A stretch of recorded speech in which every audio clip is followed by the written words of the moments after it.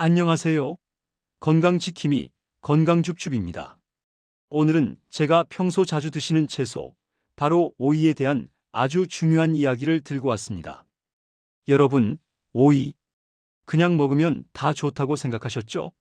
사실 오이도 잘못 먹으면 우리 몸에 독이 될 수 있다는 사실 알고 계셨나요? 오늘은 의학저널에서나 볼 법한 전문적인 내용을 쉽고 재미있게 풀어보겠습니다. 오이, 절대 이렇게 드시면 안 됩니다. 몸이 망가질 수도 있습니다. 자, 집중해 주세요. 구독과 좋아요 잊지 않으셨죠? 함께하는 건강지킴 건강줍줍과 함께 해주세요. 오이, 시원하고 아삭한 식감 덕분에 여름철 갈증 해소에도 좋고 다이어트에도 좋다며 많은 분들이 즐겨 드시는 채소인데요. 그런데 이 오이가 우리 몸에 생각지 못한 부작용을 일으킬 수 있다는 사실 충격적이지 않으신가요? 특히 몇몇 분들에게는 치명적인 결과를 초래할 수도 있습니다. 첫 번째 경고등, 바로 오이 알레르기입니다. 우리는 흔히 땅콩, 새우, 복숭아 등에만 알레르기가 있다고 생각하기 쉽습니다. 하지만 건강한 채소로 알려진 오이에도 의외로 알레르기 반응을 보이는 사람들이 있다는 점을 간과해서는 안 됩니다.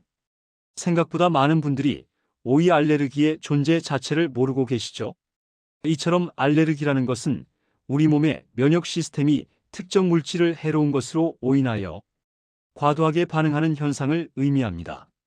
오이 알레르기 역시 오이 속에 포함된 특정 단백질 성분에 대해 면역 체계가 민감하게 반응하여 여러 증상을 유발하게 되는 것입니다. 에이, 설마 오이에도 알레르기가 있겠어? 하시는 분들 분명 계실 겁니다. 하지만 엄연히 존재합니다. 오이 속 특정 단백질에 우리 몸의 면역 체계가 과민 반응을 보이는 건데요. 특히 꽃가루 알레르기가 있는 분들은 더 주의하셔야 합니다.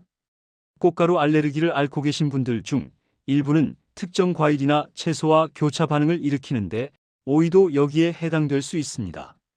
이러한 교차 반응은 주로 입술이나 입안이 가렵거나 붓는 구강, 알레르기 증후군으로 나타나는 경우가 많습니다.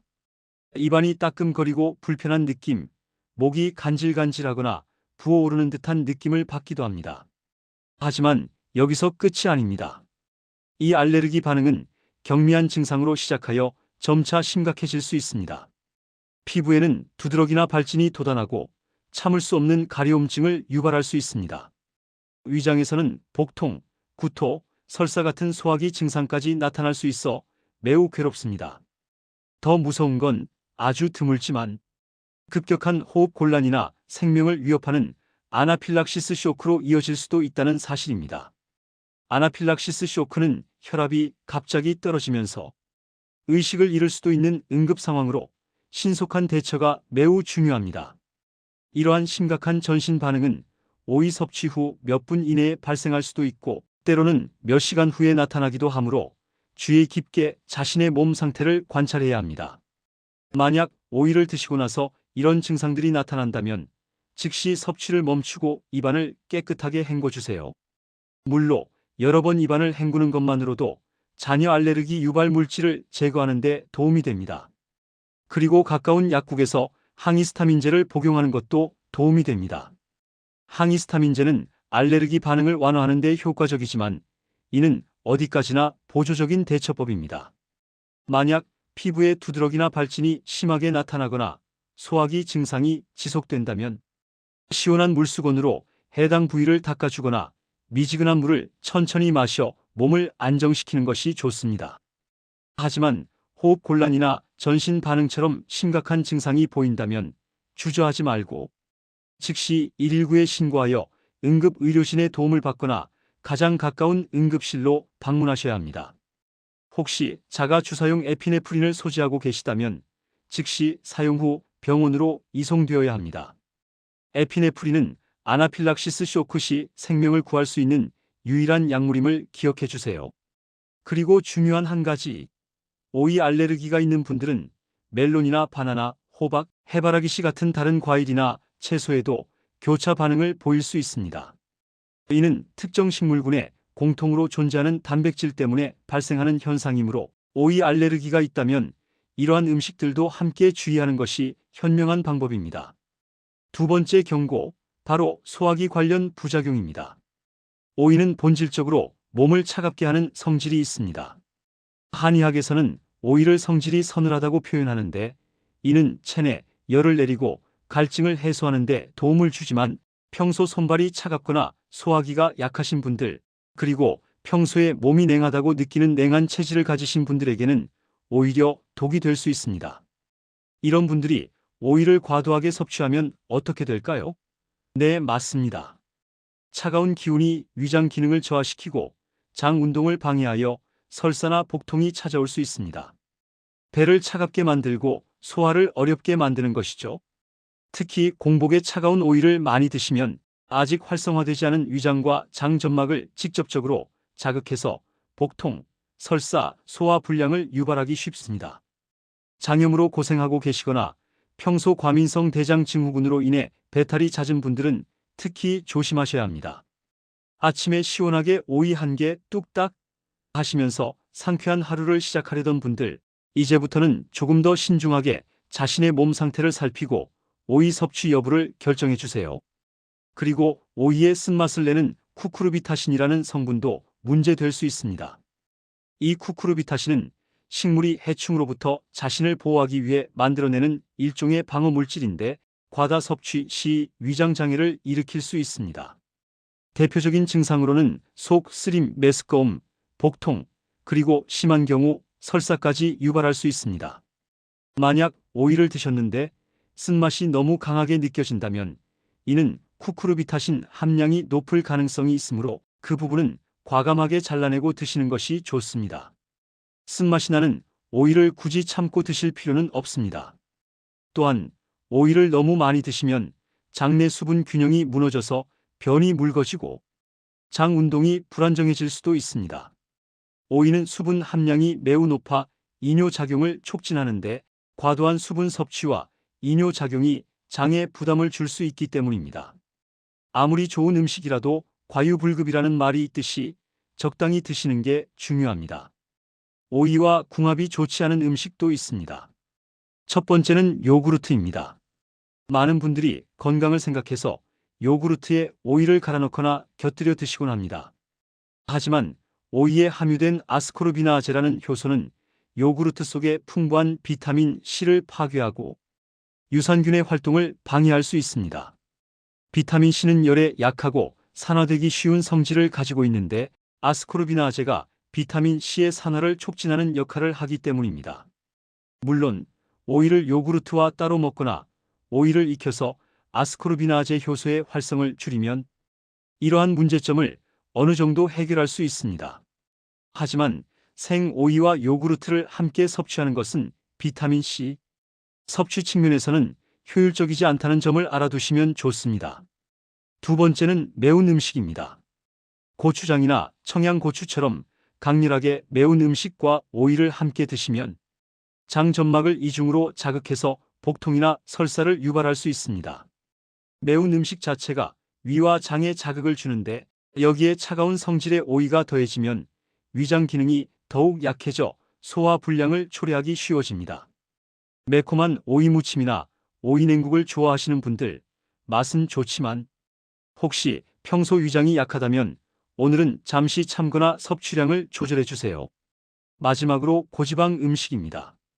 오이는 섬유질이 풍부하다고 알려져 있지만 사실 다른 채소에 비해 섬유질 함량이 아주 높은 편은 아닙니다.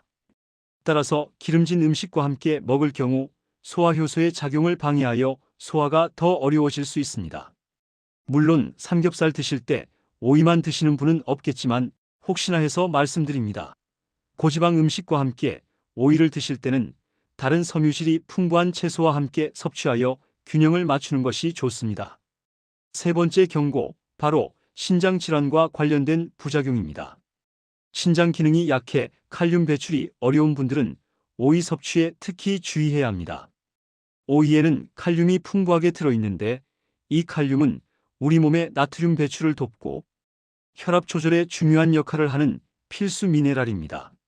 하지만 신장 질환으로 인해 신장 기능이 저하된 환자분들의 경우 체내 칼륨을 제대로 배출하지 못해 혈액 속에 칼륨 농도가 비정상적으로 높아지는 고칼륨 혈증이 발생할 수 있습니다. 고칼륨 혈증은 초기에는 메스꺼움, 팔다리 저림, 근육 약화 같은 증상을 보이다가 심해지면 심장, 박동의 이상을 초래하여 부정맥을 유발할 수 있는 매우 위험한 상태입니다. 최악의 경우 심장마비로 이어질 수도 있습니다. 따라서 신장 질환을 앓고 계신 분들은 칼륨 함량이 높은 오이와 같은 채소의 섭취량을 엄격하게 제한하거나 전문가와 상담 후 섭취해야 합니다. 또한 신장 질환자들은 일반적으로 수분 섭취를 제한해야 하는 경우가 많습니다. 몸에 과도한 수분이 쌓이면 부종이 심해지고 심장에 무리를 줄 수 있기 때문입니다. 그런데 오이는 수분 함량이 95% 이상으로 매우 높아 과다 섭취 시 체내 수분 과잉을 초래할 수 있습니다. 이는 신장 질환자에게는 매우 위험한 상황으로 이어질 수 있으므로 신장 질환을 앓고 계신 분들은 반드시 의사 선생님이나 영양사와 상담 후 섭취량을 조절하시는 것이 안전합니다. 건강을 위해 섭취하는 오이가 오히려 건강을 해칠 수 있다는 점 꼭 명심하시기 바랍니다.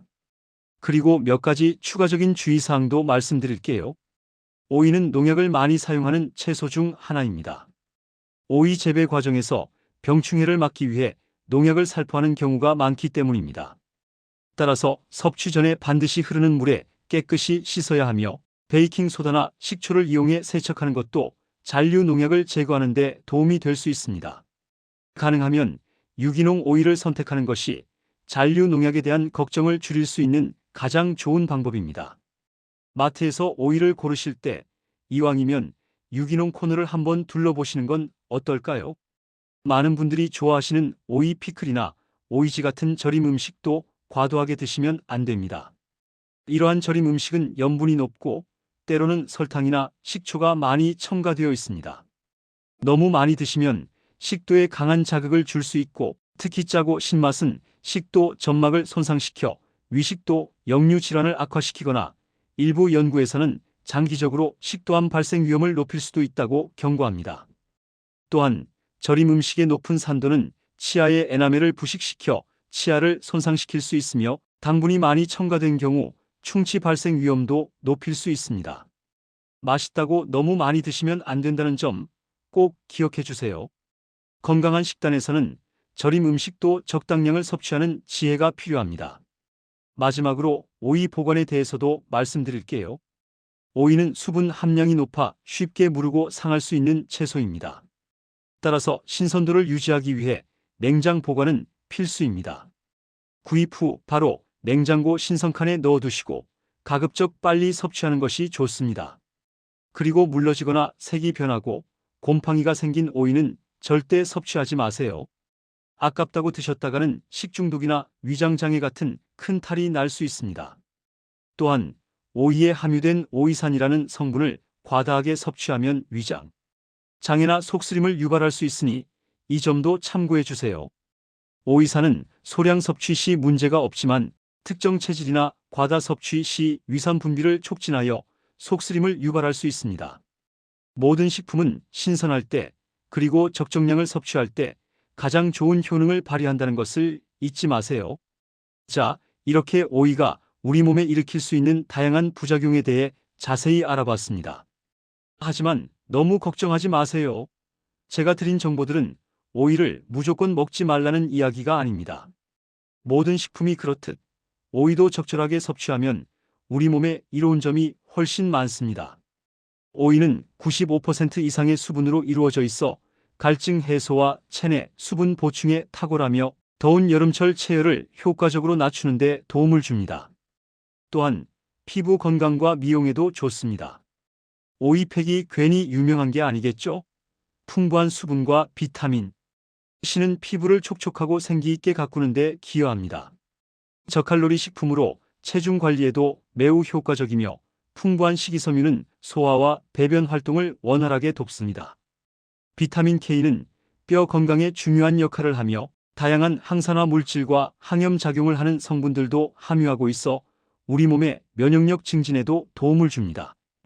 특히 칼륨은 나트륨 배출을 돕고 부기를 완화하는 데 탁월하여 짜게 먹는 식습관을 가진 분들에게 더욱 좋습니다. 그렇다면 어떻게 먹어야 오이의 좋은 점만 쏙쏙 골라 먹을 수 있을까요? 가장 중요한 것은 균형 잡힌 섭취입니다. 하루에 한두 개씩 매일 오이만 드시는 습관보다는 일주일에 두세 번 정도 다양한 채소들과 함께 섭취하는 것이 가장 좋습니다. 식단에 너무 한 가지 채소만 고집하기보다는 여러 가지 색깔의 채소를 골고루 섭취하여 다양한 영양소를 얻는 것이 건강에 더 이롭습니다. 공복에 과다하게 드시는 것은 피하고 식사와 함께 소량씩 곁들여 드시는 것이 바람직합니다. 예를 들어 식전에 샐러드에 오이를 조금 넣거나 식사 중간에 반찬으로 오이 무침을 곁들이는 식으로 말이죠. 특히 신장 질환이나 위궤양 같은 소화기 질환이 있으신 분들은 반드시 의사 선생님이나 영양사와 상담 후 섭취량을 조절하시는 것이 안전합니다. 개개인의 건강 상태와 체질에 따라 적절한 섭취량이 달라질 수 있기 때문입니다. 어떤 음식이든 균형 잡힌 식단 속에서 적절한 양을 섭취하는 것이 건강을 지키는 가장 중요한 원칙입니다. 오늘 제가 알려드린 오이 섭취 가이드라인 어떠셨나요? 여러분의 건강한 식생활에 작은 도움이 되었기를 바랍니다. 앞으로는 오이를 드실 때 오늘 내용을 떠올리면서 자신의 몸 상태를 살피고 더욱 현명하고 건강하게 즐기시길 바랍니다. 건강은 아는 만큼 지킬 수 있습니다. 저는 다음 시간에도 여러분의 건강에 도움이 되는 유익한 정보로 다시 찾아오겠습니다. 지금까지 건강지킴이 건강줍줍이었습니다. 감사합니다.